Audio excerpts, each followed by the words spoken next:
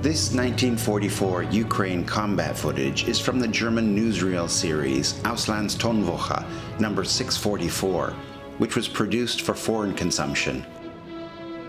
We'll look at the content makeup from the reel and see an original newspaper article from that theater of war. I'm also excited to finally introduce a new platform where supporters can invest in the originals that we cover on this channel.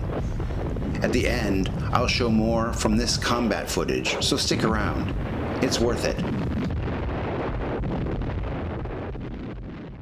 This is a gorgeous, complete 1944 collection of the weekly newspaper Illustrierte Beobachter, which is well known for its high-quality photography. It's currently stapled to a flimsy cardboard cover, which makes accessing the collection without damaging it difficult. I'll soon create a video showing how I give it a new binding. We are looking at number 3 from January of 1944. The photo on the front page is of a gunner, possibly of an 88 flak, and the caption reads, "Enemy tanks approach. The target is in view, and after a few minor adjustments, the gun is fired."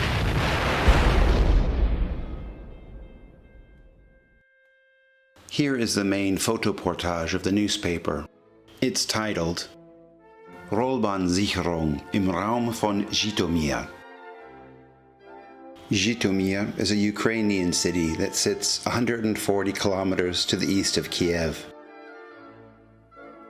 During the war, it was an important headquarters for the SS in the east and a major transportation hub.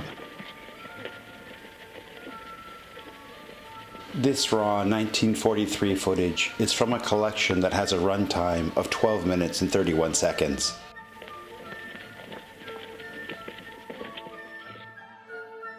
The caption for the first photograph reads, "The tank destroyer receives a warm welcome as it takes its ordered position to the side of the supply road.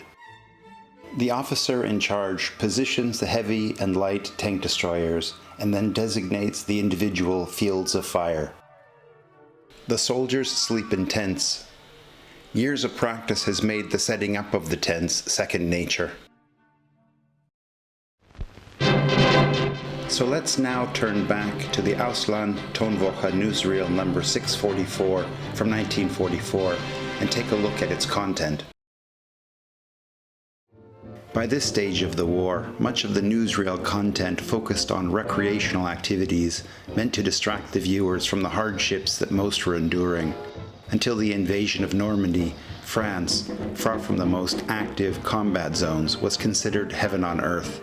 Here we see modern dancers at a Paris cabaret, probably the Moulin Rouge. And here are the more traditional can-can dancers that were certainly well known to all. After showing scenes from a field hockey game and a segment on coal mining, the focus transitions to Rome, where important works of art are being collected and put in storage for protection. A common reoccurring theme was the occupiers portraying themselves as protectors of the local populations and their cultures. This newsreel has a runtime of 13 minutes and 39 seconds, and my Patreon channel members now have access to this exclusive footage. Patreon supporters make the purchase of the original content for the development of these videos possible. You can see an example of exclusive footage on the website military1945.com, where you can open a free account. Come and see.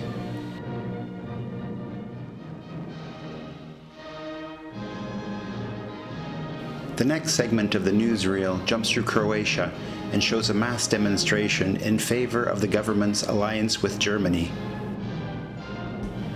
In many of the Auslands-Tonwoche series, the language of the target nation is used, but in some, like this one, there is no commentary. When there is a speaker, more segments are focused on national topics, but here it jumps around quite a lot. It really could have been shown anywhere without problem. If you like this kind of content produced with multiple primary historical sources, please hit the like button and subscribe to the channel. No one does this better. You won't be disappointed, I promise.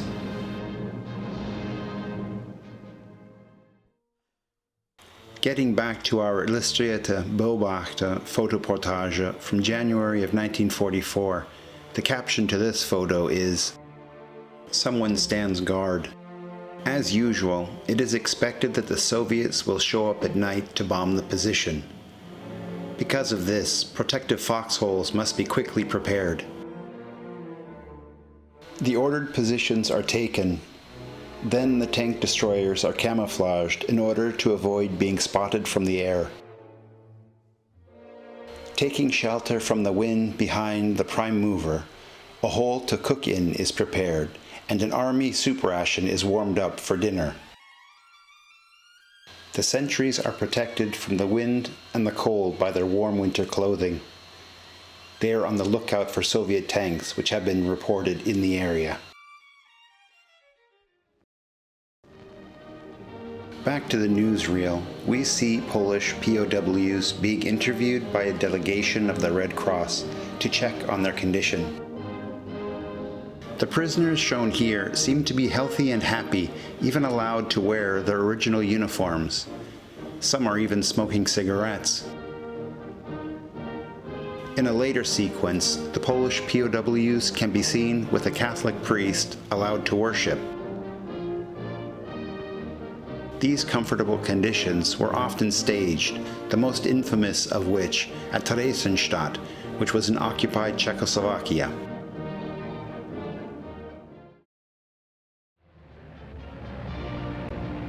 The next sequence shows the loading of the massive Me-323 Gigant transport, which was considered a kind of technical wonder. On the other hand, it was slow, lightly armed, and its outer shell was made of canvas, which made them easy targets for enemy fighters.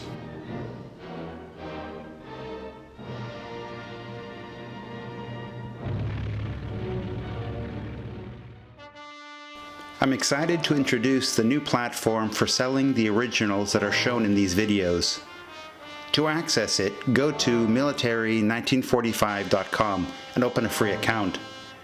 When you log in, click on the Shop Navigation tab. That will bring you to the platform. Experience shows that over time, good quality originals go up in value and should be considered an investment.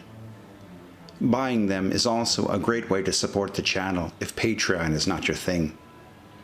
In future videos, I'll talk specifically about the originals market, but for now, let's get back to more of that sensational combat footage that makes up the last scenes of that newsreel.